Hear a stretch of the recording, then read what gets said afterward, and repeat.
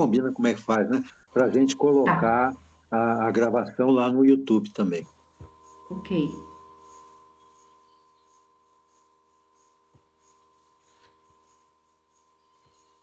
Bom, acho que agora tá indo, né?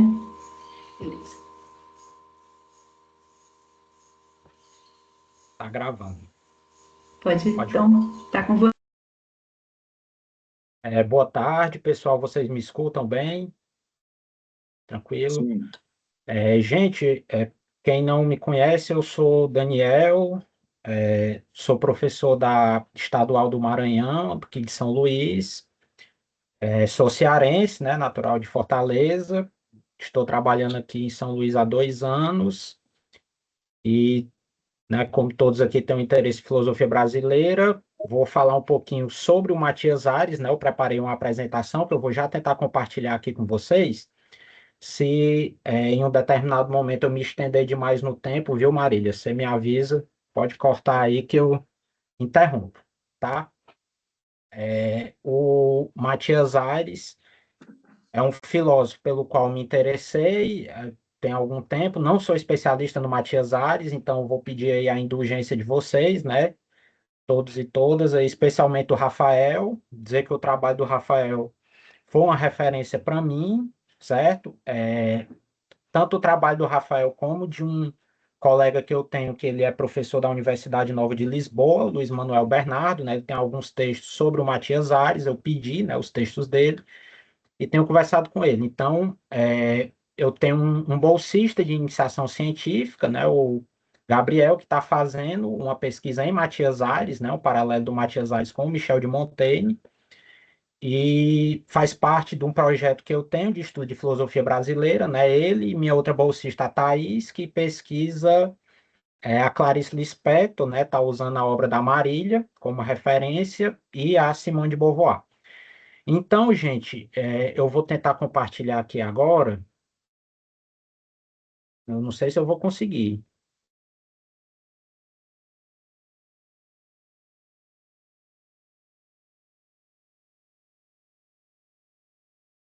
Tentando aqui.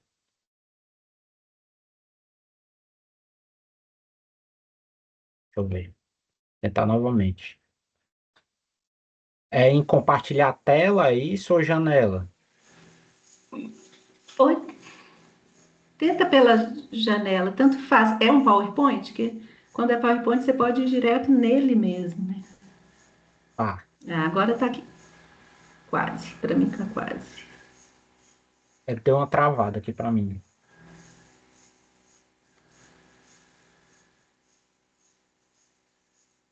Então, tá compartilhando a tela, né? É, Tá. tô compartilhando a... Sim, a gente está vendo tudo que você está fazendo. Quando entrar, Tá. então, vai. gente, enquanto está fazendo, eu avisar, eu consegui entrar, eu segui o conselho do Rafael, e agora o som está saindo aí no meu computador mesmo. Ah, mesmo? Não acredito. Eu também não, né? Mas né, quem tem fé. Tá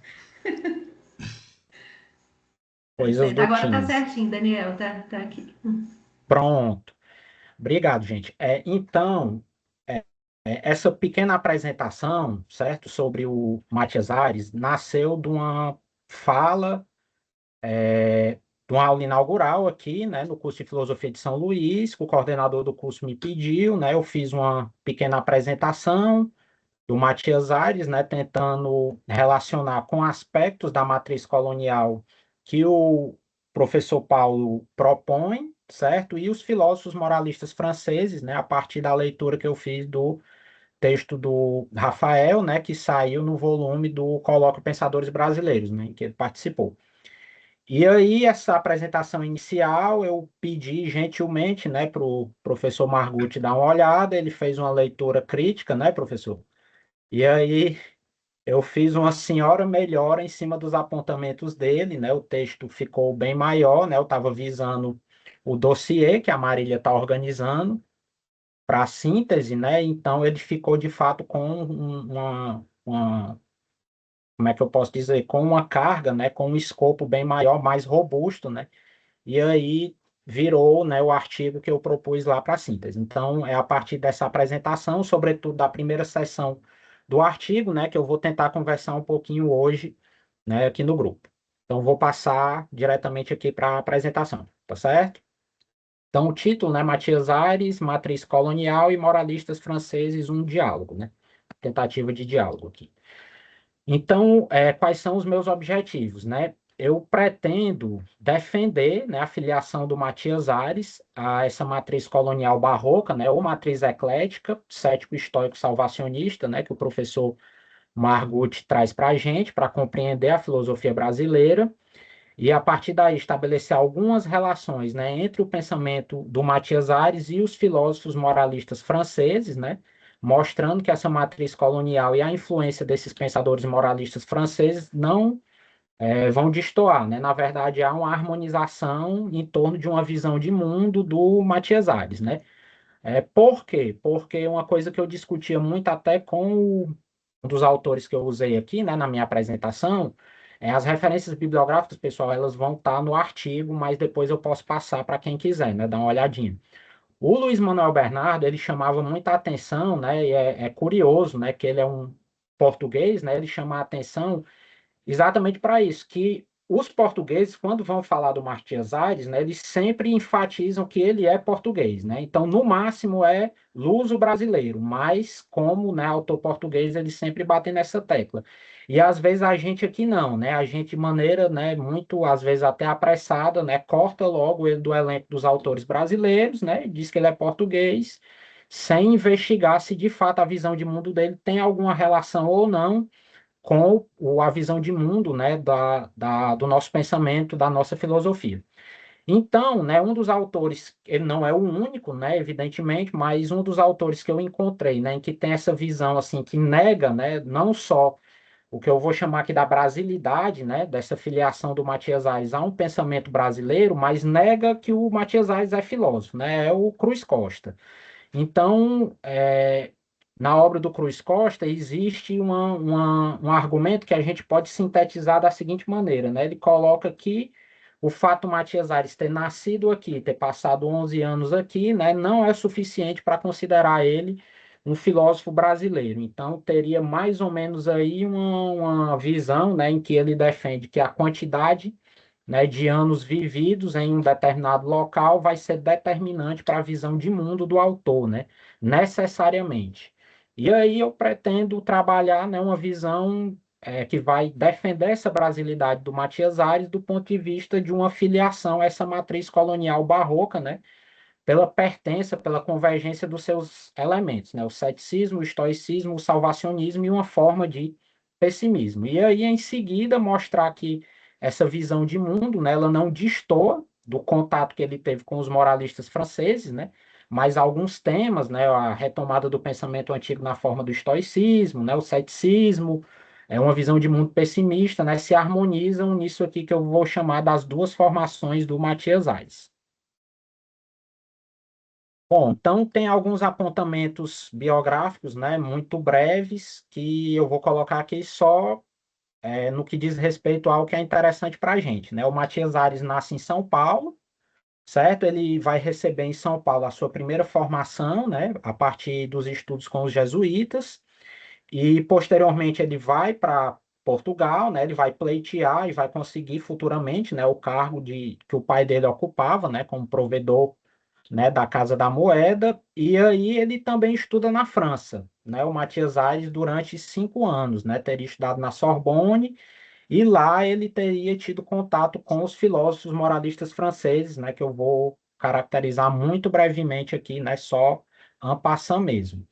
Então, duas informações aqui da biografia dele, né, um dos dados biográficos que eu consultei é o estudo do Amoroso Lima, mas eu recomendo, né, o estudo que está no volume Pensadores Brasileiros, feito pelo Rafael Penido, né? O Rafael Rodrigues está aqui, que é muito completo, tem fontes muito amplas, né? Fontes muito interessantes que reconstituem bastante a formação do Matias Aires. Então, aqui, seguindo o Amoroso Lima, né, a educação jesuíta teria ensinado, né, ao Matias Aires o amor, né, e o cultivo das letras clássicas seria um hábito que vai acompanhar ele por toda a vida, né, e que é importante mencionar por explicar a origem de uma das influências vigorosas do seu pensamento, que é o estoicismo. E, de acordo com o Rodrigues, né, o Matias Ares teria tido contato na Sorbonne com os filósofos moralistas franceses. Então, eu coloquei aqui essa imagem, né, só a título de curiosidade, você joga no Google imagens, retratos do Matias Ares. Essa imagem aparece como sendo um retrato do Matias Ares, né, mas não é. É uma ilustração do Santa Rosa para a edição brasileira do Reflexões sobre a Vaidade dos Homens, né? Santa Rosa, que é um ilustrador brasileiro muito famoso, ilustrou trabalhos de literatos muito famosos, né, como José Lins do Rego, por exemplo. E aí tem as obras do Matias Ares que eu vou usar brevemente aqui, né, nessa nossa conversa. Primeiro, a Reflexões sobre a Vaidade dos Homens, o Problema de Arquitetura Civil e a Carta sobre a Fortuna, né? A Carta sobre a Fortuna geralmente vem unida, né, como uma obra ali junto com as edições da Reflexões sobre a Vaidade dos Homens, especialmente as edições portuguesas, né? Bom, então, inicialmente, eu vou falar um pouquinho sobre o que é essa matriz colonial barroca, tá? Para a gente poder identificar ou fazer pelo menos aí uma sobreposição dos elementos dessa matriz com o pensamento do Matias Arts. Então, entre os elementos dessa matriz, né, a gente tem uma visão de mundo pessimista, né, um ceticismo, um estoicismo e um salvacionismo. Vou falar um pouquinho de cada um desses elementos na sua relação com o Matias Ares daqui a pouco, tá? Então, assim, essa matriz, né, ela é considerada, é formulada, né, pelo Margutti como uma matriz do catolicismo barroco, né, que tem uma visão negativa do ser humano e da sociedade, vai desembocar em um pessimismo cético, né, com desconfiança dos poderes da razão humana e que encontra na renúncia histórica ao mundo uma solução para os dilemas morais, né, que o indivíduo encontra nessa sociedade. Tem também uma forte influência do Eclesiastes, né, a vaidade das vaidades, tudo é vaidade debaixo do sol, e a partir dessa influência do Eclesiastes, as teorias sistemáticas elas são vistas, né, como elucubrações vaidosas, né? E aí é interessante porque o tema da vaidade vai ser um carro-chefe aqui para o pensamento Matias Ares. A matriz colonial barroca ela vai privilegiar uma compreensão de mundo intuitiva, né, do tipo pascaliano, em que a razão do coração, né, aquilo que o Pascal vai chamar do espírito de finura, né, é superior à razão, aquilo que na linguagem pascaliana é o espírito de geometria, né? Então, o Pascal tem aí essa discussão, né, sobre os dois espíritos, né, o espírito de finura é um espírito que vai perceber as relações sociais de uma maneira mais sutil, né? Menos objetiva, que vai compreender as coisas, segundo o Pascal, aos saltos, né? Então você tem intuições, e o espírito de geometria que compreende as coisas por etapas, né? Paulatinamente, que tem uma compreensão segmentada, né? Por etapas de cada coisa. A visão de mundo, né? Dessa visão, ou perdão, dessa matriz colonial barroca, ela está presente fortemente até o século XIX, né, quando ela vai sofrer uma viragem para outra visão de mundo, certo? Mas que vai permanecer influente, sobretudo em obras de forma literária, né? O que explica você encontrar alguns desses elementos, né, se não todos, em vários dos literatos brasileiros, né, como o Machado de Assis, né, a própria Clarice Lispector, e alguns outros que não são tão conhecidos, né, como, por exemplo, o maranhense Coelho Neto. E aqui eu separei uma citação, né, do professor Margutti, caracterizando um dos elementos dessa matriz colonial barroca, né? Esse pessimismo moral que desemboca no ceticismo e que, para abreviar, denominarei pessimismo cético, é compatível com uma postura estoica diante do mundo e com o salvacionismo da religião católica. No Brasil colônia, essa matriz se apresenta partilhada por diversos autores, como Nuno Marques Pereira, Gregório de Matos, Antônio Vieira e Matias Ares. E aqui, para ilustrar, né, eu coloquei um quadro do pintor francês, né, o Georges Latour, que é a Maria Madalena com uma lâmpada, né, segurando uma caveira, né, e com uma vela, que são dois símbolos, né, do memento mori, né, e da efemeridade da vida. O Jorge Latour é um dos pintores que eu coloquei aqui, porque ele representa, né, um movimento da pintura, que é a pintura barroca, né? Mais especificamente o tenebrismo, né? Que era uma corrente do barroco inaugurada pelo Caravaggio, né, em que você observa que existe uma grande tensão, né, entre a luz e as sombras, né? Sombras muito bem marcadas, muito carregadas, e luzes também muito intensas, né? Então, acho que fica bem afim aqui ao espírito da nossa discussão. Bom, os moralistas franceses, né? Evidentemente, essa não é a única aproximação que dá para fazer, na minha opinião, né? Com o pensamento do Matias Ares, né? Como todo filósofo, o pensamento dele é muito rico, né? Permite uma grande quantidade de correlações, de diálogos, né? De paralelos, mas é o nosso objetivo aqui, tá? É falar um pouquinho dessa relação que pode ser feita com os moralistas franceses, né? Então, os filósofos moralistas franceses, a partir do Montaigne, né, a gente tem aqui o Montaigne, o Pascal, o Jean de La Bruyère, o La Rochefoucauld e o Vauvenage, né, aqui no centro. Então, esses autores, de modo muito geral, né, evidentemente também existem diferenças, né, marcadas, acentuadas entre esses autores, mas de modo muito geral, eles vão apresentar uma discussão a respeito da moral, certo? Ao invés de uma visão sistemática, eles vão oferecer uma análise do comportamento moral da época dele, né, e especialmente de uma personagem chamado Cortesão. Você vai ver isso muito também nas obras do La Rochefoucauld, né, especialmente e do Jean de La Bruyère. Né? Então, essa marca, né, da análise do cortesão, do comportamento do cortesão, vai repercutir, né, ou vai proporcionar uma espécie de visão universal do comportamento humano, né, mais ou menos no espírito do autorretrato, né, da pintura de si que você observa nos ensaios do Montaigne. Então, esses autores eles vão recorrer a uma forma expositiva literária, certo? O ensaio, a máxima, o autorretrato. Essa noção de autorretrato está lá, né, no prólogo do leitor do Montaigne, né, em que ele coloca o livro dele como um livro de boa fé, em que ele diz que vai retratar a si mesmo. Né? O próprio La Rochefoucauld ele tem um pequeno texto que se chama Autorretrato, né, em que ele vai descrever o seu humor, o seu comportamento, o seu temperamento, que é frequentemente publicado junto com a obra dele.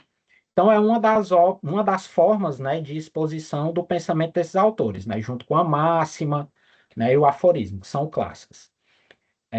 E aí tem a influência dos chamados jogos de salão, né? Uma parte dos livros desses autores, né, são pequenas coleções de aforismos e máximas, em que os cortesãos, né, do século XVII, do século XVIII, eles tinham o costume de se reunir, cada um lia uma máxima, né, comentava e passava o livro adiante, e assim acontecia, né, esses jogos de salão, né? Um dos jogos de salão.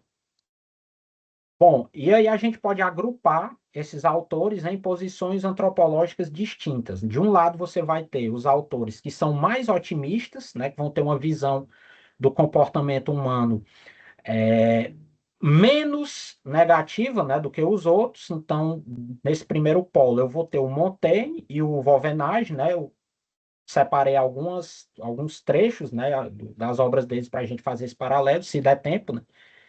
E do outro lado, a gente vai ter os que são mais fortemente pessimistas, né, do ponto de vista antropológico. E aí eu tenho o Pascal, o Jean de La Bruyère e o La Rochefoucauld. Alguns temas, né, entre os vários temas que esses autores analisam, eu recortei alguns que são os que a gente vai comentar aqui, né? Tem outros que eu desenvolvo lá no artigo, mas esses eu espero que dê tempo da gente trabalhar tudo, né? Então, a relação entre virtudes e vícios, o tema da fortuna, né, que é outra relação que dá para você fazer do Matias Aires com, por exemplo, o Maquiavel, né, na Carta sobre a Fortuna, você tem um parágrafo em que o Matias Aires está fazendo uma descrição da fortuna, que é muito parecida com a descrição que o Maquiavel faz, né, no Príncipe. Inclusive, esse é um tema que eu estou investigando, né, eu pretendo publicar alguma coisa nesse sentido em breve. Então, fortuna e natureza, né, que são também dois elementos que aparecem na discussão desses autores do Matias Aires, sociedade, e uma discussão sobre as doutrinas antigas, né, ceticismo, estoicismo e epicurismo. Bom, agora eu vou passar para a discussão pontual desses elementos da matriz salvacionista, né, da matriz barroca, o ceticismo, o estoicismo, o salvacionismo e o pessimismo, e uma relação breve, né, para estabelecer entre esses elementos da matriz, que estão compondo a matriz, e o pensamento do Matias Ares. Então, em relação ao ceticismo, né, esse elemento é muito prolífico, você vai encontrar uma grande quantidade de parágrafos, né, da obra Reflexões sobre a Vaidade dos Homens, mas também do problema de arquitetura civil, em que você vai ter uma defesa, né, de uma visão de mundo cética, né? Então, de modo geral, o Matias Aires ele vai considerar que a essência das coisas é inacessível aos seres humanos, né? Apenas as coisas, enquanto dadas aos sentidos e ao entendimento, são acessíveis, né? Mas esse acesso, muitas vezes, ele é muito cambiante. Por quê? Porque a vaidade, ela interfere nas paixões, né? A percepção e o entendimento humano, eles também acabam como é que eu posso dizer? Eles acabam sendo influenciados, né, pela paixão. Então, o Matias Ares vai dizer em alguns dos seus parágrafos, né, que, por exemplo, um determinado cumprimento, né, que a pessoa toma como se fosse um gesto elogioso, né, na verdade, aquilo ali é um gesto de desdém, certo? Então, é a vaidade que faz com que aquele determinado gesto apareça, né, com luzes que não são as luzes que descrevem adequadamente aquele fenômeno. E essa posição, certo, de considerar que aquilo que somente o que aparece pelos sentidos e pelo entendimento é algo que é acessível aos seres humanos, isso está afim, né, isso é coerente com a visão de mundo cética, né? O cético clássico ele não vai questionar se o mel que eu estou provando ele é doce, né? Eu estou provando o mel, eu sinto a doçura, eu vou dizer que esse mel que eu estou provando é doce. O que ele vai colocar em questão é se o mel em si é doce, né? Uma defesa dogmática, né, dessa doçura do mel. Mas enquanto eu estou acessando, né, esse mel pelos meus sentidos e ele me aparece como doce, eu não tenho nenhum problema com isso, né? E aí eu coloquei aqui um trechinho do Problema de Arquitetura Civil, do Matias Ares, né, que é uma obra em que ele tem uma questão inicial, né, o problema, na verdade, que ele vai resolver, que ele vai tentar resolver, é por que as construções antigas de arquitetura duravam mais do que as modernas, né? E aí diz o Matias Ares, é com efeito a causa dos terremotos, a causa do fluxo e refluxo do mar e a causa dos ventos, e com efeito, perdão, tem servido de tormento a todos os filósofos. Porém, tudo quanto vemos expendido são conjecturas confusas e suposições admitidas, e não provadas, sendo que todo o sistema é incerto e duvidoso, em lhe faltando o requisito da clareza e esta deduzida em forma ou fundada em prova tão natural e fácil de perceber que o entendimento não se convença dela e a receba sem força, mas por aprovação, inteligência e aquiescência própria que por submeter à autoridade do autor que ideou o sistema. Então, você tem a defesa do Matias Aires, né, de que o funcionamento desses fenômenos ele não é claro ao entendimento, ele não convence o entendimento, né, pela clareza, pela simplicidade, e ele acaba passando muitas vezes pela autoridade, né, do filósofo, do indivíduo que defende o funcionamento da natureza. E aí eu coloquei aqui para ilustrar também outra obra do Jorge de Latour, né, a Maria Madalena com duas velas. Achei interessante porque você tem a vela, né, refletida no espelho, e aí esse jogo me pareceu interessante, né, para casar tematicamente com esse ponto do ceticismo que a gente está discutindo aqui. O estoicismo.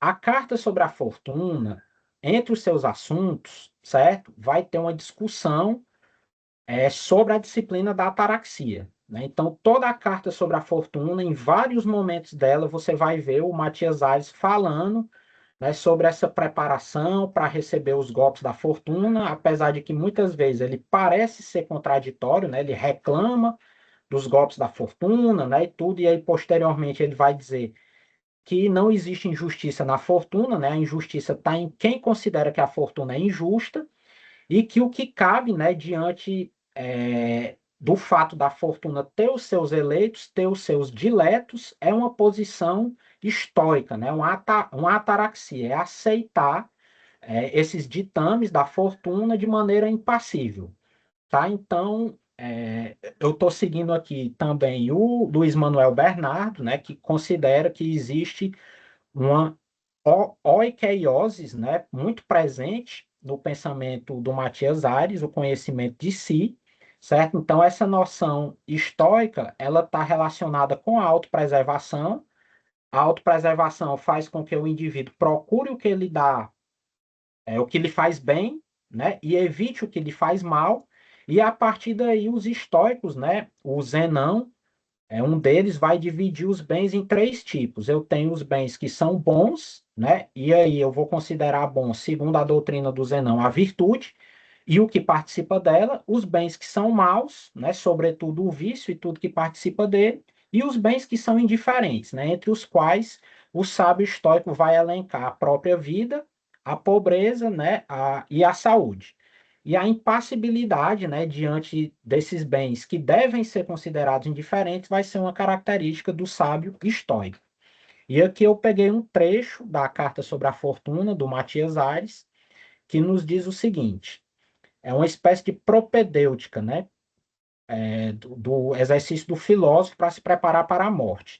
Inclusive, esse é um ponto que o La Rochefoucauld critica fortemente, né? Ele diz que isso aí é só uma questão de gosto, que não vale a pena discutir sobre isso. Mas o Matias Aires diz: quero antecipar-me já, para não estranhar depois. Quero costumar-me, porque a lição não se estuda na mesma hora em que se dá. Quem começa a sentir com antecedência, sente menos quando chega a ocasião do sentimento. Este, quando está cansado, fica a modo de dormente e sem atividade para atormentar, ou ao menos atormenta menos, porque não só na paciência se faz calo, mas também na dor. E aí eu coloquei, né, esse busto anônimo, né, uma escultura de mármore do século XVII, né, que é mais um motivo, né, da arte para o Memento Mori, que é um aristocrata, né, o cidadão aqui que está representado, ele está com uma peruca, né, por isso ele está empelicado, e você tem a imagem da caveira, né? E aí o elemento do salvacionismo, deixa só eu ver se eu consigo remover aqui a tela, porque eu não vou conseguir fazer a leitura que está aparecendo. Pronto, deu certo. Então, no salvacionismo, eu tenho a constatação de duas ordens no mundo, certo? A da experiência, fenômenos e uma ordem metafísica. A primeira corresponde à natureza. A segunda, né, a ordem metafísica, eu posso identificar duas realidades, Deus e a fortuna. Então, deixa só eu achar aqui rapidinho.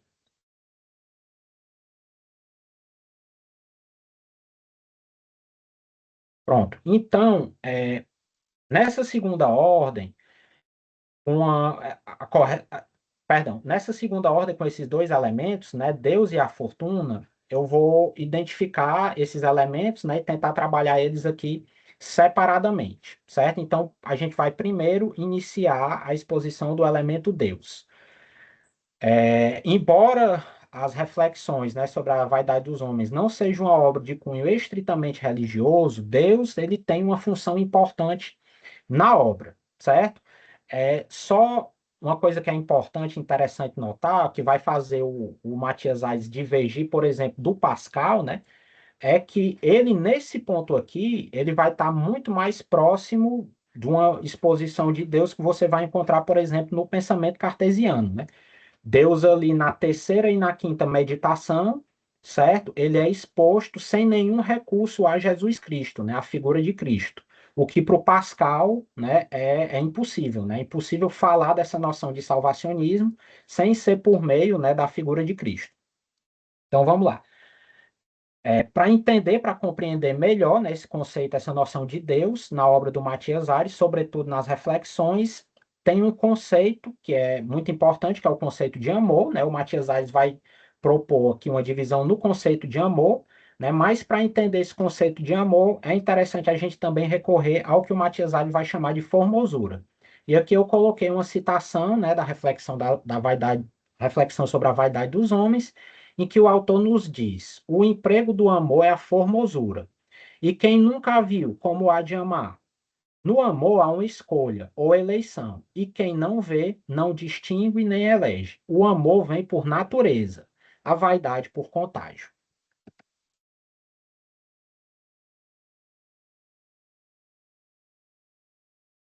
Hum. Daniel, a gente não está te escutando agora. Estão me ouvindo? Perdeu um tempinho. Se você puder repetir a última coisa que você falou? Oi, tá me escutando? Sim, você Pronto. não. Ok. Parou aonde, Marília, por favor? Ah, foi praticamente a última frase, assim. Acho que eu já tinha passado daqui.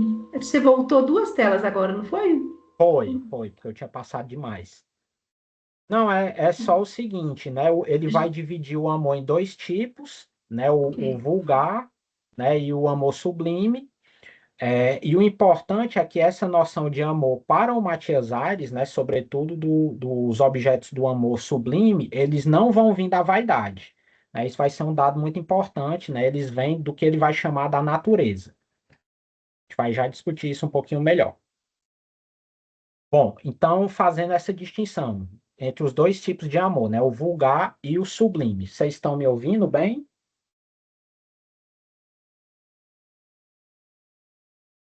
Sim, agora está tranquilo, pode seguir. Beleza. Então, em primeiro lugar, eu tenho o que ele vai chamar do amor vulgar ou medíocre, né? Então, o objeto desse amor são os prazeres dos sentidos. Ele é um impulso da natureza que busca satisfação fora de si e depende de uma vontade alheia, e ele vai ser dominado, né, pela vaidade. Ele vai ser profundamente estimulado pela vaidade, né? Ele vai receber cores, nuances diferentes da vaidade.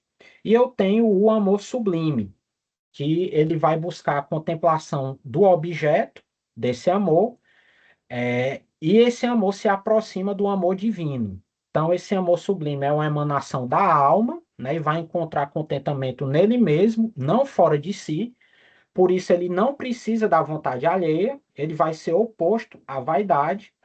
E o Matias Ares considera que a contemplação dos objetos do amor sublime, né, vai libertar momentaneamente o indivíduo da vaidade. Então, o que seriam, né, os objetos desse amor sublime? Então, eu tenho, por exemplo, o mundo enquanto uma criação divina, né, que espelha a formosura de Deus. A diferença em relação a Pascal é que uma das diferenças, né, na verdade, a primeira a gente já marcou aqui, né, que é o fato de Jesus Cristo não aparecer nessa noção de amor, na reflexão sobre a vaidade dos homens. Isso para o Pascal é algo absolutamente necessário.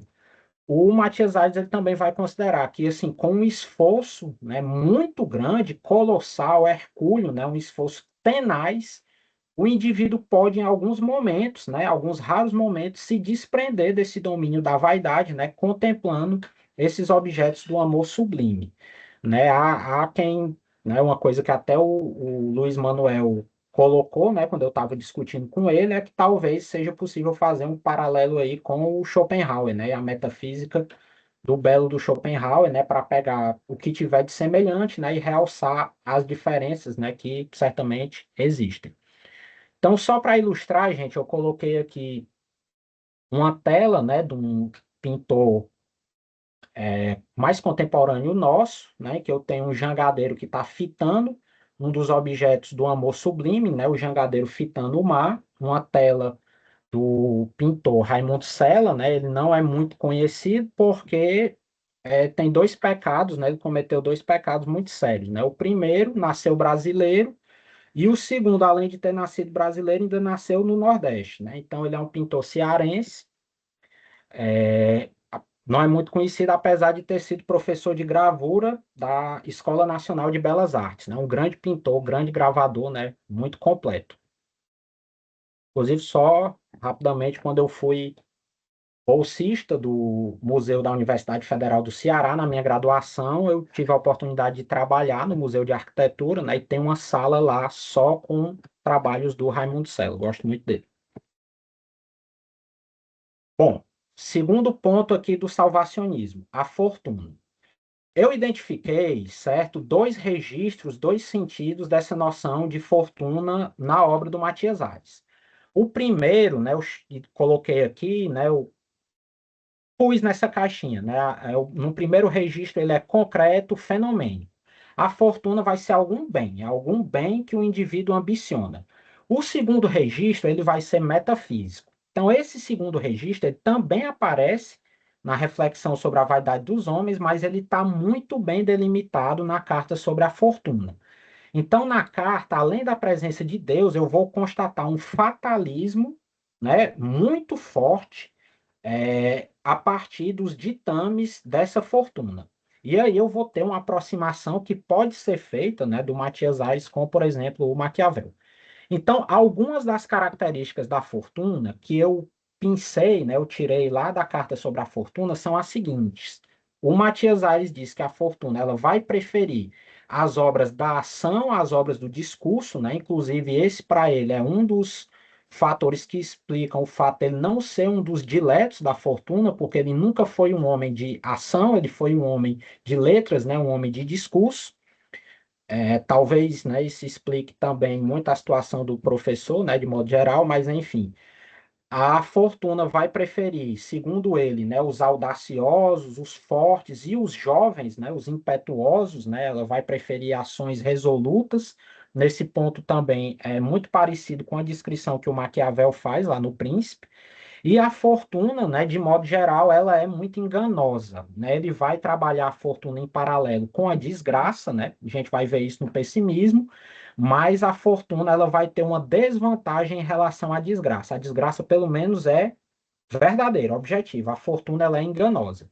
E a fortuna, talvez esse seja o ponto que eu considero, pessoal, o mais importante, ela é intrinsecamente livre, né? Então ela favorece a quem ela quer, segundo, né, os seus ditames, e por conta disso, né, desse favorecimento livre da fortuna, existe a injustiça no mundo, né, que é a constatação que muita gente faz, né, de observar que existe alguém que está se dando bem sem merecer, certo? Então, diante disso, só existe uma atitude, né? Só sobra uma atitude, que seria o quê? Uma resignação e uma consciência, né, da verdadeira felicidade, que para o Matias Ares vai ser uma felicidade interior, né, uma felicidade da virtude. Então, aqui eu separei um trechinho da Carta sobre a Fortuna, em que o nosso autor diz está falando dele, né? Sem guia, sem norte e sem luz que me conduza, mal poderei achar aquela deusa escondida e inconstante. Ao primeiro passo me retiro e desconfio antes de empreender, porque julgo imprudente a ação o querer eu uma fortuna que não me quer. Quem navega sem estrela tem por certo naufragar.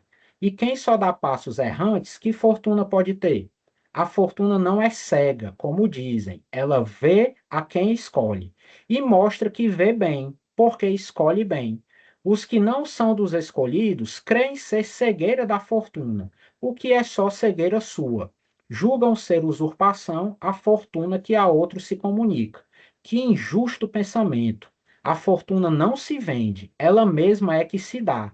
E para dar-se a si, tem livre o seu arbítrio. E assim não devemos murmurar da ventura alheia, mas sim da nossa desventura. Devemos conformarmos, magoar-nos não, porque a mágoa é queixa e virtude a conformidade. Finalmente, né, o elemento do pessimismo. Então, como, né, a gente já tinha mencionado, fazendo um gancho, né, uma continuação aqui, a desgraça é o par que o Matias Ares vai trabalhar em paralelo com a fortuna na carta sobre a fortuna. Então, ela vai ter uma grande vantagem em relação à fortuna. Ela não é enganosa, né? Ela vai ter outra vantagem que é revelar, né, a formosura dos objetos do amor vulgar.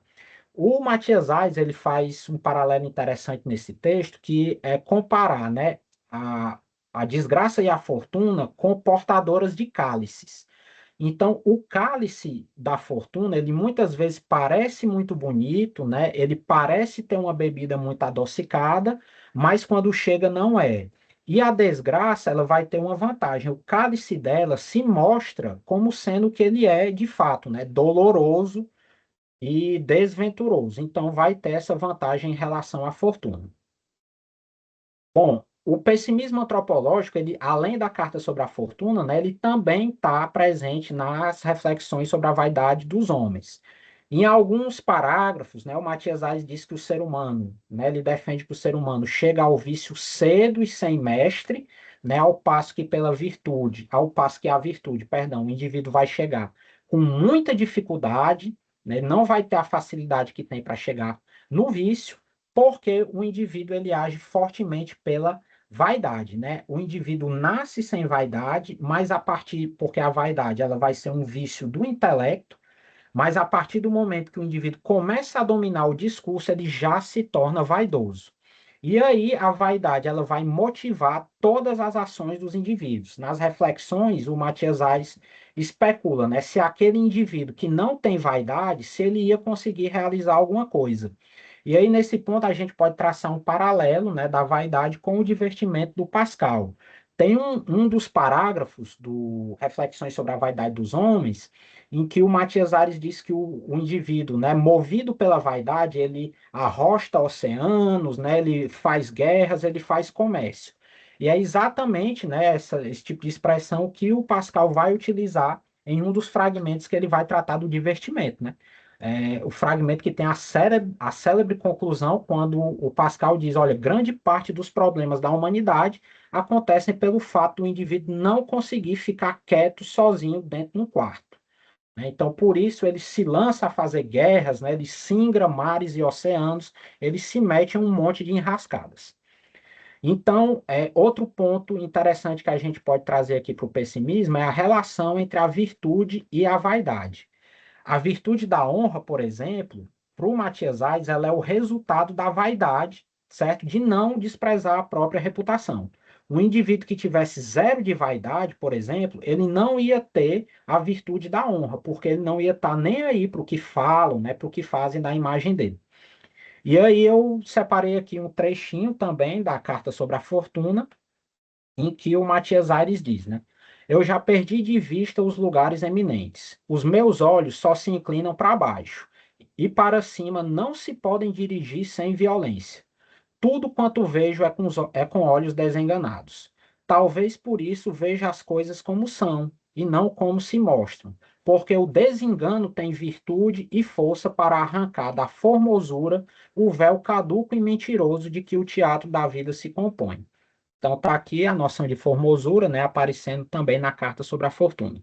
E aí, para ilustrar, né, eu coloquei uma pintura do espanhol, né, o Giuseppe de Ribera, que também é um pintor barroco, né, dessa corrente do tenebrismo, certo? É filósofo com o espelho, segundo alguns intérpretes, né? Esse filósofo, aí, segundo alguns historiadores da arte, seria, né, um retrato do Sócrates ou do próprio Diógenes, né? Mas tem uma discussão aberta aí sobre quem seria, né? Achei interessante botar essa imagem do espelho, né? Porque no estudo do Rafael, ele chama atenção para um ponto que eu acho muito interessante, que a vaidade, né, ela aparece como um espelho para o Matias Ares, né, e aí se torna um expediente para ele desenvolver a reflexão dele, né. Interessante que essa noção de espelho, né, de retrato de si, também vai aparecer nos moralistas franceses, né, no início ali do livro dos Ensaios do Montaigne, né, é um expediente que o La Rochefoucauld utiliza bastante, o próprio Vauvenage. Eu ainda tenho tempo, Marília?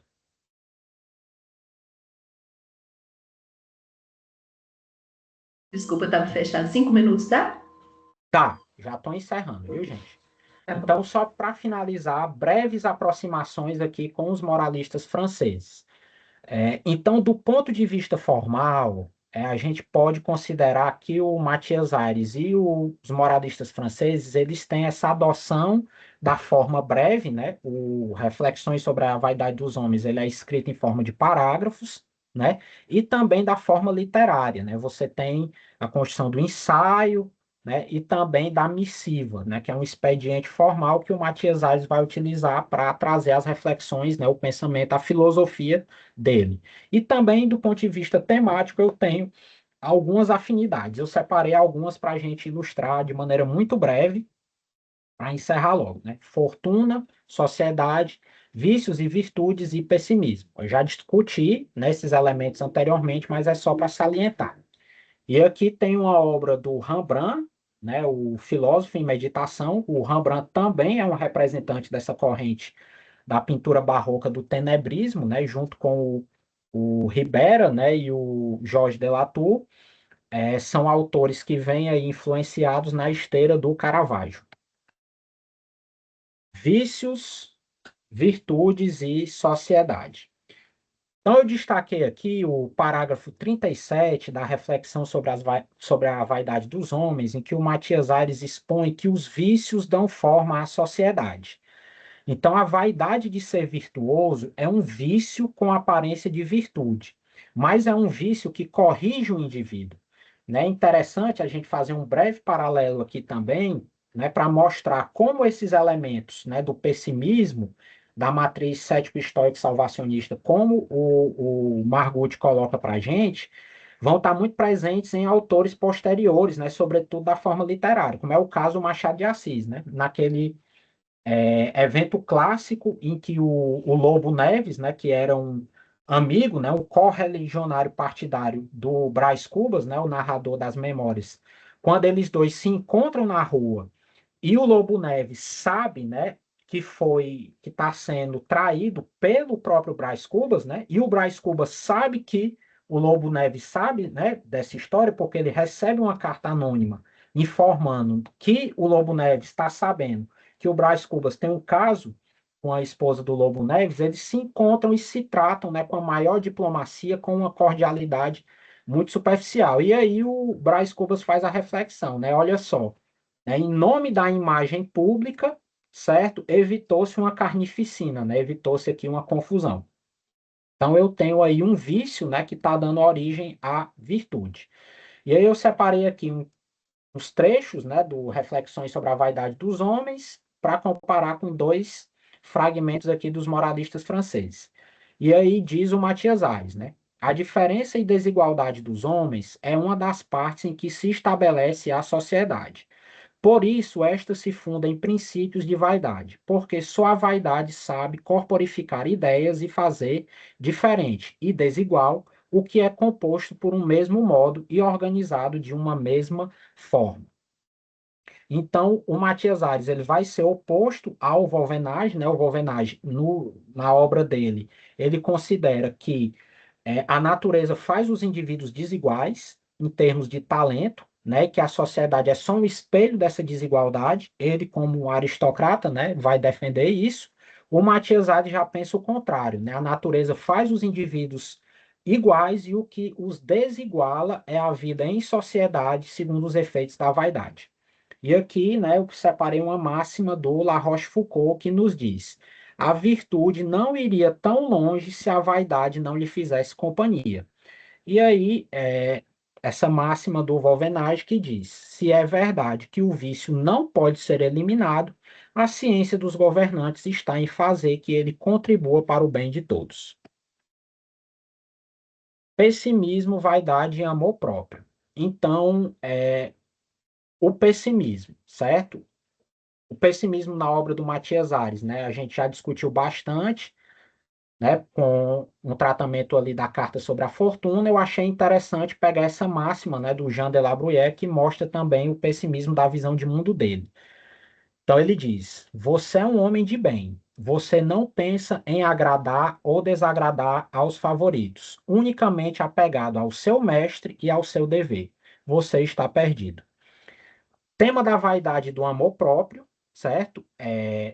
Um tema que vai aparecer no Matias Ares, né, fartamente, e também aparece nos moralistas franceses.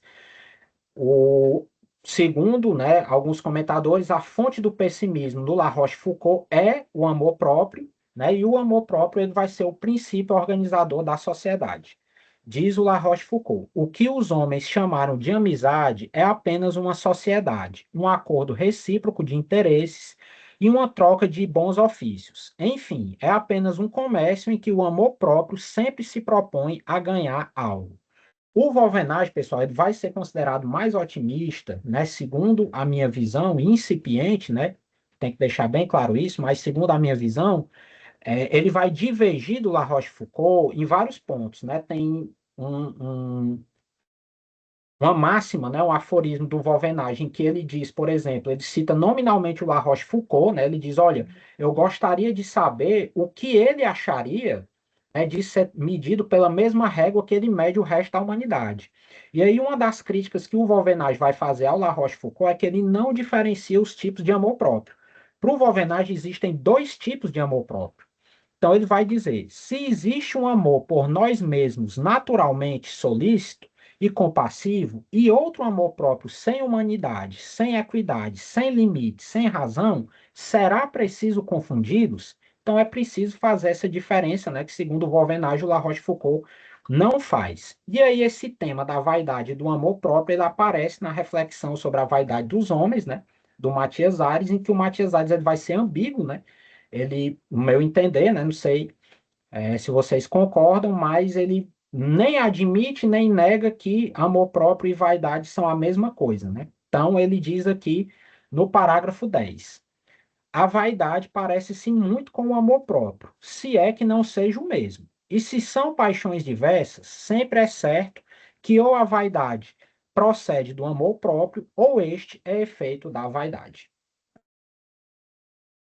E aí eu encerro a apresentação e agradeço pela paciência de vocês. Muitíssimo obrigado. Obrigada, Daniel. Muito bom. Adorei conhecer mais o Matias Aires. Sei muito pouco dele, achei super saboroso. Vamos lá. Quem tem alguma questão para colocar para o Daniel? Parou, gente, o compartilhamento? Eu consegui interromper, porque eu estou com duas telas aqui.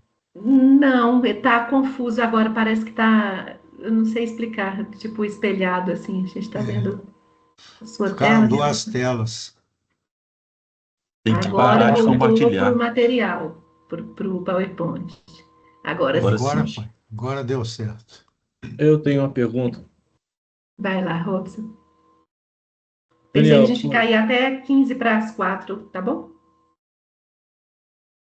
Daniel, parabéns, está claro sua apresentação, bem estruturada, né? Eu vou fazer mais apontamentos assim, e talvez pode ser pergunta, pode ser esclarecimento da sua parte, mas eu sou a favor de uma filosofia total, sabe? Eu estou aqui copiando de uma historiadora chamada Helene Metziger, que fala de história total. Ela pega todos os aspectos da história para analisar um período. E eu queria fazer dois apontamentos aqui. 1750 ou 1751, há um terremoto em Lisboa. Uhum. E você não sabe, e como eu fiz um mestrado em história, eu trabalhei mais os materialistas. Eu não trabalhei muito os moralistas. A dissertação de doutorado de Immanuel Kant é de 1751 e é muito baseada em Isaac Newton. Bom, eu não vou entrar aí não, mas é só para te mostrar que é totalmente racionalista, material. E ele vai tentar, Kant vai tentar explicar o terremoto de Lisboa. É interessante que não tem nada assim explicar. Eu acho que o terremoto de Lisboa afetou espiritualmente o povo. Você sabe que foi uma das maiores catástrofes mundial. Depois do terremoto, veio um tsunami que varreu Lisboa, né? E a colônia brasileira, nós, é que construímos, reconstruímos Lisboa. E eu tô, não é só olhando contraparte, você está entendendo?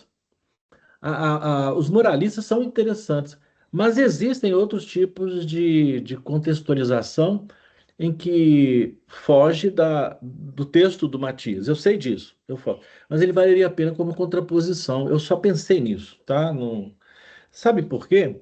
Porque, por exemplo, os conceitos são muito assim, de época e de momentos históricos.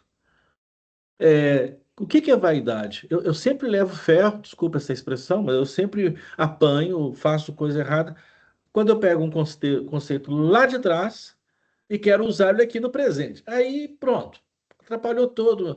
Há uma evolução dos conceitos. Então, vaidade, essas coisas todas, sabe? elas precisam, um comentário, elas precisam ter que estar bem claras, porque dentro de um contexto espiritualmente assim, pessimista, o nosso lado espiritual, sabe, deslancha, né? Quando vem uma pandemia, você sabe o que acontece quando há as declarações. Bom, mas primeiro é o seguinte, não tem nada que eu falei, tá? Sendo crítica ao seu trabalho. É um apontamento que eu estou fazendo, porque eu gostei do trabalho e eu aprendi mais ainda agora com o Matias, que eu conhecia do trabalho do Paulo Margutti, e agora quero conhecer o do Rafael, que eu não conheço ainda, que eu acho que vale a pena. Só uma piadinha, um escritor pernambucano, não, ele torce para o esporte, mas ele nasceu na Paraíba, escritor famoso. Ele estava dando uma grande palestra no auditório, parece que o Rafael sabe. Quem que é o escritor mesmo, Rafael? Ariano Suassuna. Ariano Suassuna perguntou assim, fez um desafio no auditório, acho que todo mundo conhece essa história, né? Ele perguntou, alguém aqui na plateia conhece Matias Aires, né? Aí ninguém falava nada, até que uma pessoa levantou a mão. Uma pessoa levantou a mão de um auditório que devia ter umas 500 pessoas, e o interessante foi que o Ariano arriscou perguntar, mas o que, que você sabe do Matias Aires? Ele falou assim, é o nome da rua da minha casa. Né? Então, você está mexendo numa coisa que é de uma profunda ignorância no Brasil, e é bom saber dessas coisas, sabe? De um luso brasileiro, a gente vai ter sempre essa discussão, que fez um bom trabalho, um belíssimo trabalho. Obrigado, Daniel. Beleza, Robson? Eu que agradeço, viu? Agradeço bastante. É, começando pelo final, né? O, eu conheço essa história do Ariano Suassuna, né? Ele se considerava pernambucano, né? Apesar de ter nascido na Paraíba, mas tudo bem, né? Inclusive, ele deu uma das aulas de espetáculo no Ceará. Eu sou formado em artes plásticas, né? Antes de fazer filosofia, eu fiz artes plásticas no Instituto Federal, né? Para a alegria da minha família, né? Filosofia e artes plásticas, né? Imagine aí. E quando eu trabalhei em dois museus de Fortaleza, né? O de arquitetura da Federal e o Centro Dragão do Mar de Arte e Cultura. Quando eu trabalhava no Dragão do Mar, o Ariano Suassuna fez uma aula de espetáculo lá, né? Foi muito bom, assim, ele é fantástico. Sobre o Sismo de Lisboa, Robson, tem um capítulo, né? O Rafael conhece do problema de arquitetura civil, né? É um capítulo curto, mas é um capítulo que o Matias Ares dedica só ao Sismo de Lisboa, né? E ele trata desses fenômenos, né, terremoto e tudo, e ele levanta algumas hipóteses, né? Ele fala de relatos que as pessoas mencionaram na época, né, que antes de acontecer o terremoto, houve uma espécie de estrondo, né, em alguns poços, né? Os poços ressoaram e tal.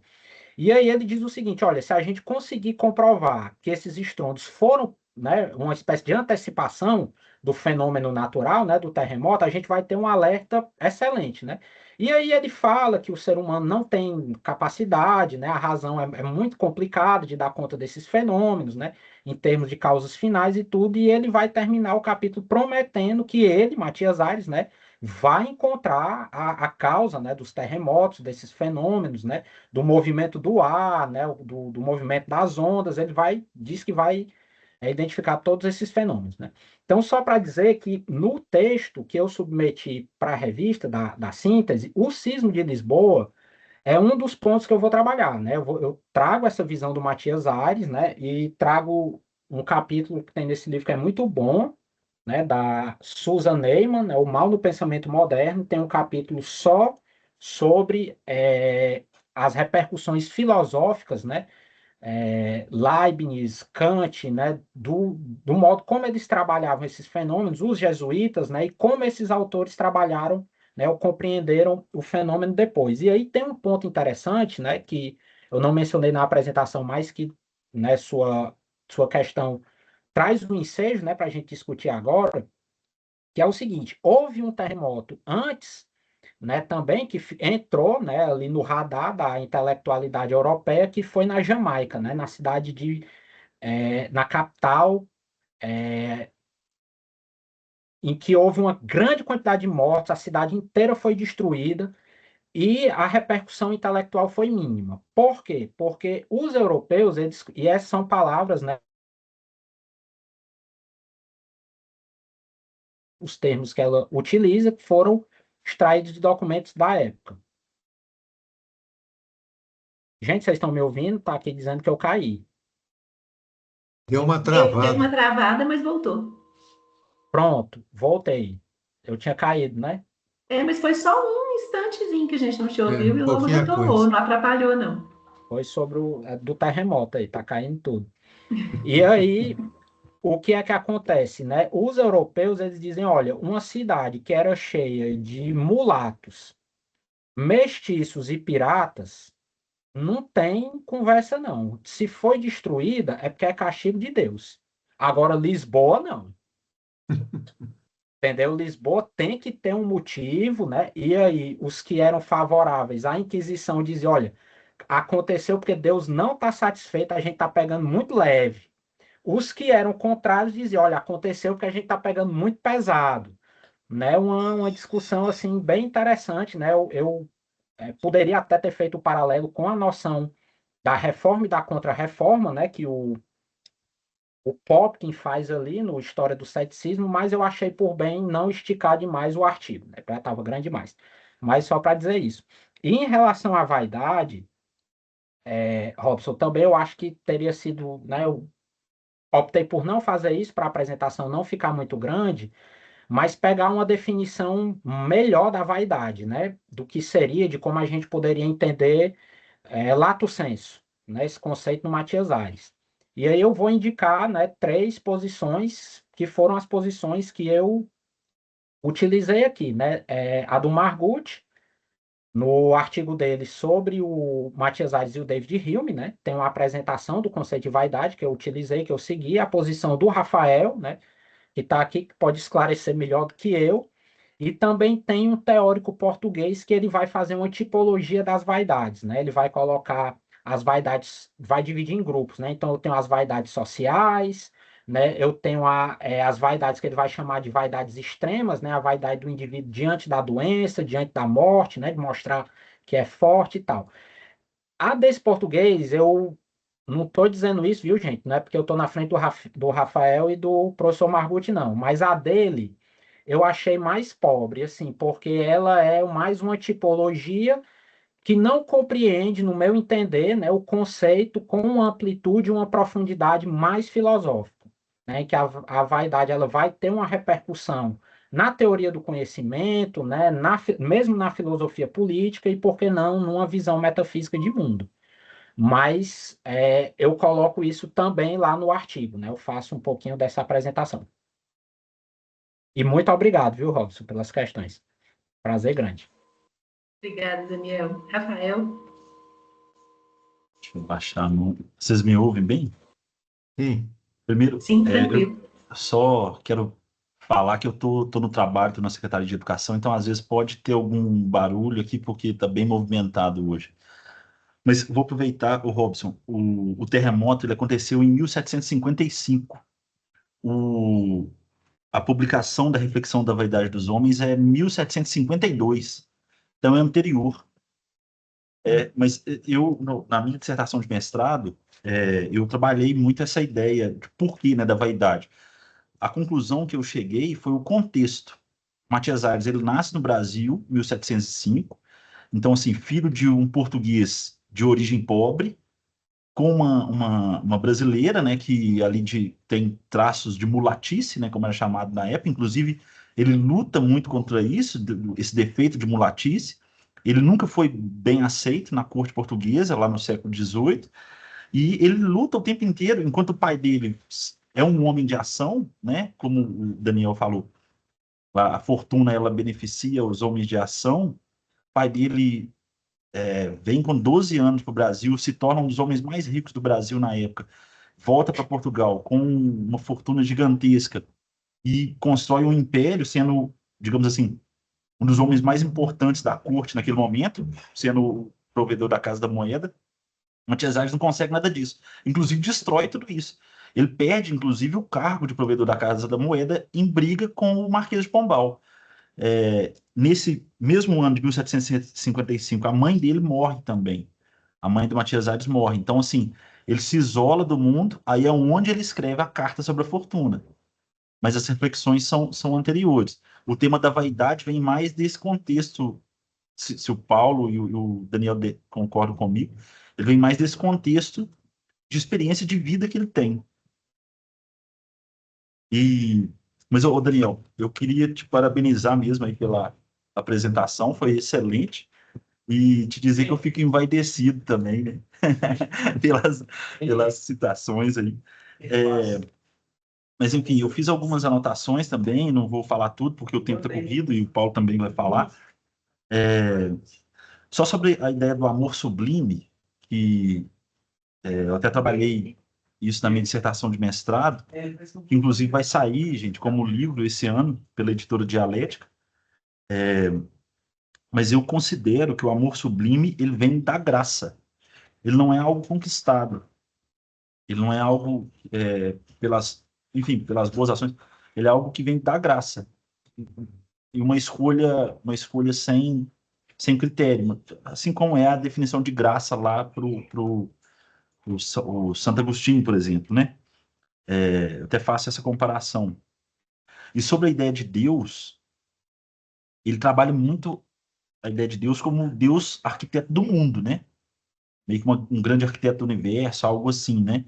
Mas a igreja ele não cita, Cristo ele não cita, né? Deus é meio que esse grande arquiteto do mundo, quase como uma espécie de demiurgo na minha visão. E eu penso que até com uma distância moralista, não no sentido dos moralistas, mas no sentido moralizante.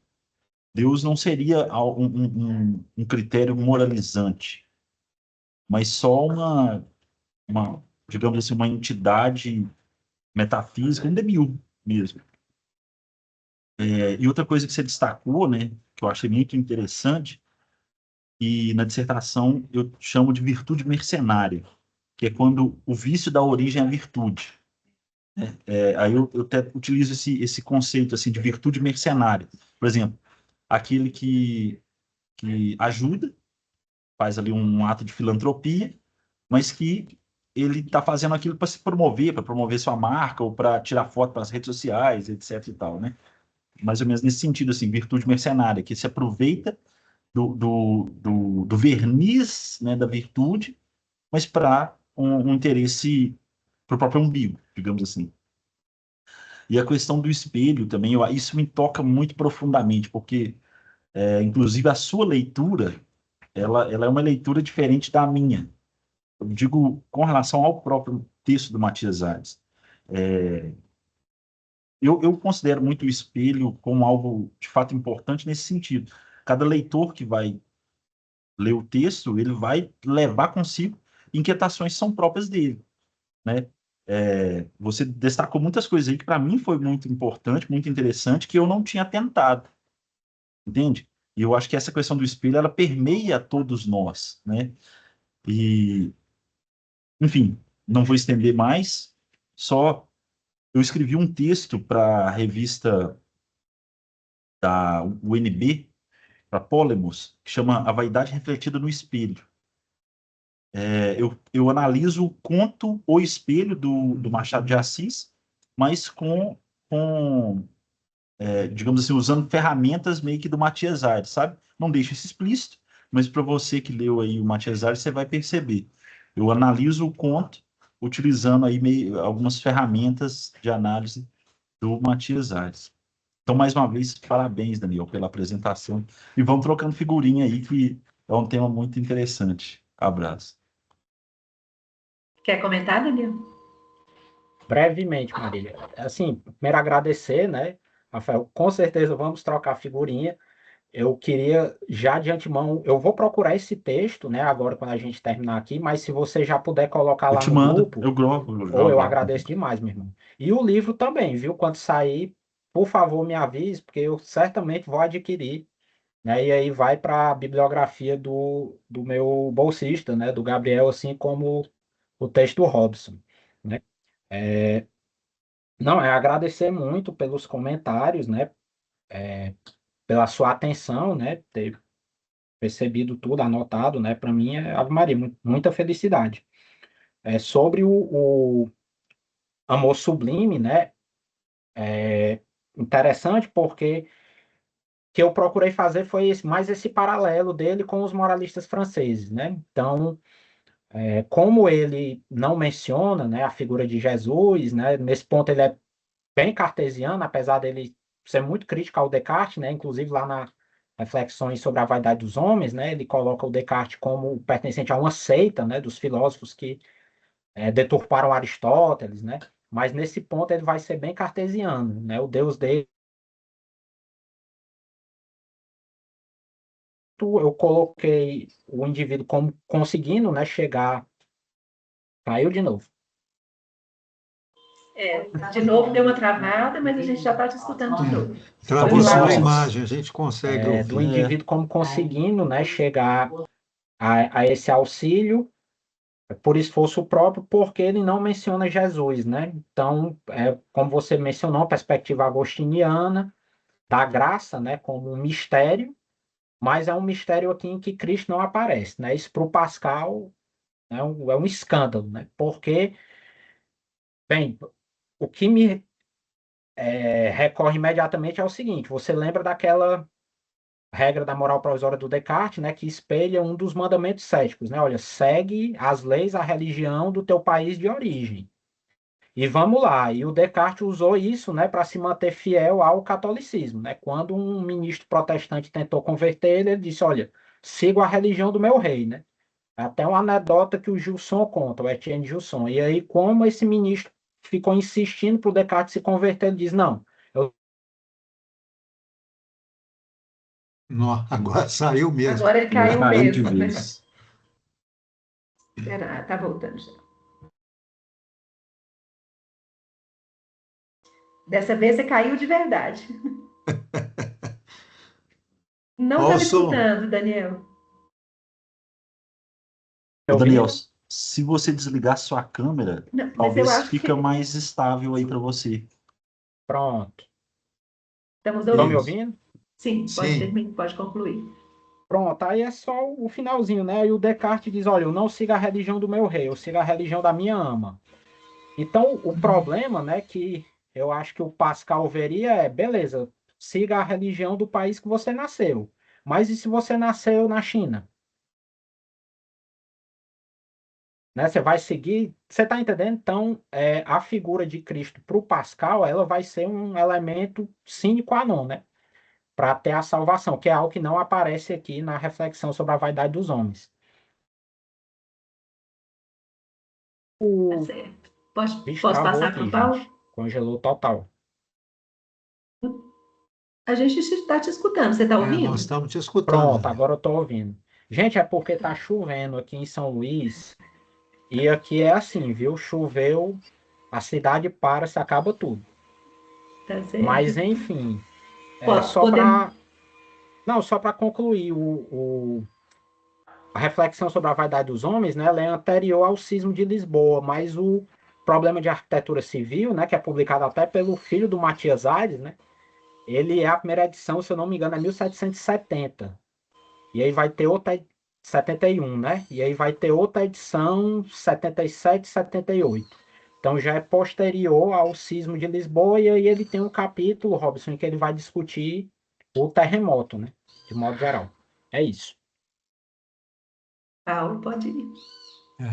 Bom, em primeiro lugar, eu acho que tem que parabenizar realmente o Daniel, porque você progrediu muito desde a primeira versão do seu trabalho sobre o Matias, e eu espero que, né, você continue assim, pega o embalo aí e vai em frente, né? Sim, senhor, pode deixar, Agora, professor.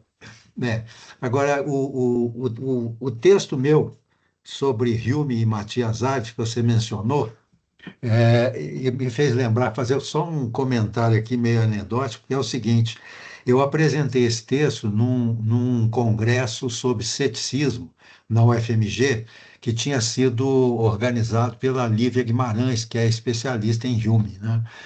E estava cheio de gringo lá no congresso, né? E depois que eu apresentei meu texto, eles debateram comigo, etc.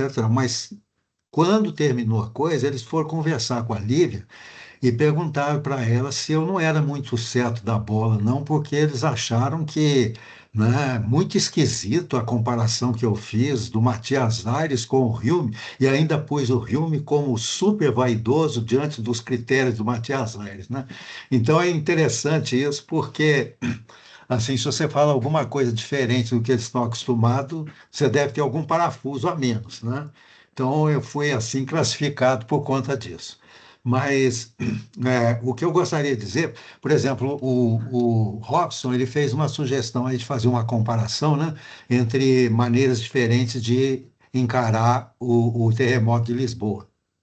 E aí eu gostaria de lembrar que o Alceu Moroso Lima, quando ele faz, eu acho que é na introdução que ele faz das reflexões à vaidade do homem, né, foi publicado e tem uma introdução dele.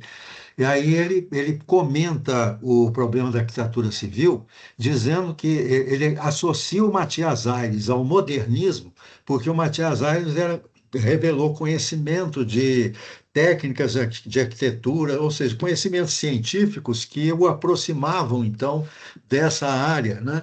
E eu achei isso extremamente equivocado, porque o Matias Aires, no problema da arquitetura civil, ele está defendendo uma tese completamente moral, né? Tipo assim, olha, as casas caíram porque o pessoal construiu mal, e o pessoal construiu mal porque foi moralmente mal educado, né? Quer dizer, tem todo um compromisso moral na construção daquelas casas que levou, né, à destruição por causa disso. Então, ele não está, quer dizer, ele oferece novas técnicas de construção, mas também numa perspectiva moral. Eu acho que isso é interessante, tem que ser levado em conta, e aí eu acho que vale a pena a sugestão do Robson, né, de comparar com outras, igual eu fiz a comparação lá do Hume, né? Talvez seja interessante fazer uma comparação entre a explicação do Kant e a do Matias Aires. É uma forma de levar à frente esse estudo. E aí, uma última observação que eu gostaria de fazer é o seguinte: aqui no Brasil, pelo simples fato do Matias Aires ter algum teor filosófico, ter alguma importância, a tendência é jogar ele para o lado dos portugueses, né? Falar assim, não, esse cara não era brasileiro, porque brasileiro não tem cabeça filosófica, então, né, não tem como, ele tem que ser mais português brasileiro. O Antônio Cândido faz isso, né? Ele fala assim, ó, para mim, o Matias Aires está mais para o lado de lá do que do lado de cá. Né? Mas acontece que os portugueses, o Jaime Cortesão, por exemplo, quando ele analisa o Matias, ele apresenta Matias como um brasileiro, e dizendo ó, a contribuição que os brasileiros podem apresentar para nós portugueses. Né? Então, assim, parece que nós é que temos essa inconha, né? essa mania esquisita, né? De, assim, se tiver alguma qualidade, não pode ser daqui, né? Tem que ser do lado de fora, sabe? E eu acho, então, que nós precisamos evitar, aqui no Brasil, que o Matias Aires seja apenas um homem de rua, né? Nós temos que começar a desenvolver cada vez mais os estudos, e eu acho, inclusive, que se for pensar bem, né, a minha perspectiva, a perspectiva do Rafael, a perspectiva do Daniel, são três perspectivas diferentes. Pode se aproximar, mas também tem divergências, e quanto mais interpretação tiver nesse sentido, melhor. Nós temos que divulgar o Matias Aires. Né? Eu acho que isso é importante, eu acho que essa é que é a importância do trabalho que vocês dois estão desenvolvendo no momento, sabe? Eu estimulo e espero que vocês continuem, porque isso é muito importante. E ainda acrescento um outro detalhe. Espero que algum de vocês, em algum momento, sinta interesse também pela irmã do Matias, que é também uma personagem filosófica muito interessante e merece ser estudada. Né? Eu não sei, até a Marília podia olhar isso também, Qual porque que é o é nome mais dela? uma autora, a irmã do Matias Ares, eu esqueci o nome dela aqui, porque. Tereza Margarida. Isso, Elisa Tereza Margarida. Margarida? Não, Que nome Tereza. legal. É, Tereza Margarida. vale a pena também, É, ela tá precisando ser comentada como uma literata filósofa, sabe? escreveu o livro não sei o que de Diófanes. Não lembro o É, nome agora. é. Vale a pena olhar. No Jaime Cortesão tem as informações necessárias, e aí dá para, a partir dali, descobrir toda a bibliografia, tudo mais. Eu não fiz isso porque eu já estou atarefado com outras coisas, mas se ninguém fizer, na hora que eu tiver um tempinho, eu faço questão de atacar também a irmã do Matias, né? Porque vale a pena. Bom, era isso que eu tinha a Legal. comentar, né? São só observações assim, que não é nenhuma crítica, né? Pelo contrário, só tem a elogiar aí o trabalho que tanto o Daniel quanto o Rafael estão desenvolvendo. Certo, nosso tempo foi, mas eu também não conheço o Matias assim, perguntas eu não tenho, realmente gostei muito, aprendi muito, e escutando vocês dois agora, eu fico mais interessante ainda saber que tem esse debate todo já acontecendo, né? Queria só comentar uma coisa rapidinho, que eu adorei essa história aí dos gringos lá no evento da Lívia. Vocês, quer dizer, não são só nós que desvalorizamos, tá? Existe também, É, sim, essa desvalorização externa. Mas eu fiquei pensando quando você disse, quando a gente fala uma coisa diferente, não é escutado. Porque a diferença é muito brutal às vezes, né? Por exemplo, é, o Robson comentou aqui no chat sobre as imagens. Eu fiquei olhando aquela imagem que o Daniel colocou lá do filósofo, esqueci qual era o artista, daquele filósofo num ambiente sombrio. Aqui eu olhei para aquilo e falei assim: eu não tenho nada a ver com isso aí, eu não me identifico em nada com aquela figura. Acho que é outra filosofia mesmo que a gente gostaria de é. fazer aqui, com outro sol, né? Com outra luz, outro jeito. Daniel, quer comentar alguma coisa para a gente finalizar? Essa aí é a palavra Marília, final. só agradecer, né? Dizer que eu concordo totalmente com o professor Paulo, né? Para mim não preciso dizer isso, né? Mas é sempre bom frisar. Eu comecei a investigar filosofia brasileira por conta dos livros do professor Margutti, né? Tenho uma admiração muito grande por ele, tenho que registrar isso, né? E para mim é uma grande felicidade participar do grupo, estar dividindo isso com vocês, né? O trabalho do Rafael, do Robson, o seu, né? Você sabe que também já me debrucei sobre o seu trabalho, tem o seu livro aqui. Então são faróis, né? Para mim, fico feliz que tenham gostado.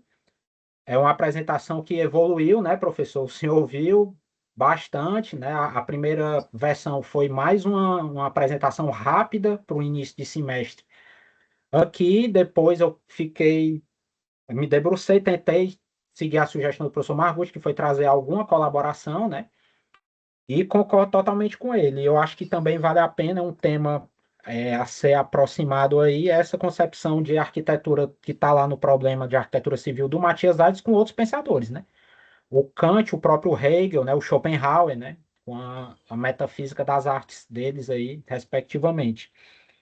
E é pura verdade, viu, professor? Eu, assim, é uma coisa que me incomoda, né? Eu vejo, assim, que os portugueses, eles têm, né, esse afã de puxar o Matias Aires para eles, e aqui no Brasil a gente abre mão com uma facilidade que eu acho impressionante. Não, nasceu aqui não é filósofo, não, passou só 11 anos, nem brasileiro é, né? O Cruz Costa ele não se dá nem ao trabalho de atacar o Matias Aires como sibarita intelectual, né? Como ele vai fazer com outros autores, porque ele diz, olha, nem brasileiro é. Então eu não vou nem discutir se é filósofo. Então, discutir se é filósofo é a posteriori, né? Inicialmente aqui tem que ver se é brasileiro. Não é, então não vou nem me dar o trabalho. E é uma coisa que a gente vê bastante em todos os locais. Aqui, por exemplo, em São Luís eu fiquei chocado porque tem um romancista que foi contemporâneo do Machado, né? Eu faço essa investigação do Machado como literato filósofo, foi o Coelho Neto. Coelho Neto é um romancista maranhense, foi fundador da Academia Brasileira de Letras junto com o Machado, né? O Machado de Assis tinha grande admiração por ele, ele ganhou um concurso de votação popular por aclamação, né, de um jornal de grande circulação como Príncipe dos Prosadores Nacionais, ganhou inclusive do Machado, né? Era famosíssimo no século XIX, desapareceu. Maranhense. Existe um dos campi daqui da UEMA, né, da instituição na qual eu trabalho, que é o Campus Coelho Neto. E aí eu dando aula, né, falando desse autor, que é um autor que nas obras dele existe, né, apesar de ser romance, né, tem uma discussão sobre filosofia da arte, até sobre metafísica, né, teoria do conhecimento que ele destila lá na forma filosófica. E aí eu perguntando para os meus alunos, não, ninguém sabe nem quem é. Professor, é igual o nome da rua, do Matias Alves. Coelho Neto não é o nome dos campos que tem aqui da UEMA, não. Eu disse, gente, mas esse nome veio de onde, meu povo? Era alguém, né, conterrâneo de vocês. É igual lá no Ceará, a gente passa por uma graduação em filosofia, né, ninguém ouve nem falar do Farias Brito. Coisa interessante, eu tenho um colega daqui da UEMA que é sergipano, né, ele diz, olha, rapaz, a gente lá não vê o Tobias Barreto. Então, eu acho, né, muito preocupante essa nossa tendência de, deixa para lá, né? A gente não tem cabeça filosófica mesmo. E, pelo contrário, eu acho que o trabalho do Margutti tanto mostra que a gente tem cabeça filosófica sistemática, como tem exposições filosóficas muito originais, né? Com romances, né? Com poemas, né? Com formas diferentes, né? Com aforismo, conto, etc. E é isso, gente. Obrigado. Desculpe se eu falei muito, viu? Cearense é bicho que fala muito mesmo. E essa cabeça filosófica está no Brasil todo, né? Então, não é eurocentrado, também não pode ser centrado no Sudeste quando a gente pensa no Brasil e tal. Bom, é isso. João Pedro e Victor Hugo são meus alunos aqui da FAG, meus orientandos da iniciação científica. Então, quero dizer para vocês, segunda-feira vocês vão ter o prazer de escutar o Paulo Margutti pessoalmente, aqui presencialmente, né? Então é isso, pessoal. E o Robson perguntou, eu coloquei um convitinho aqui que tem transmissão pelo YouTube também, se alguém quiser ver. Mas, Robson, se quiser vir aqui na FAG, tá fácil também, né? Então é isso, gente. Eu vou tentar. Tá bom. E aí, na semana que vem, acho que eu já vou colocar essa questão da gente definir um dia fixo da semana Isso. das reuniões É. e ver quem Aí, gostaria de falar, né?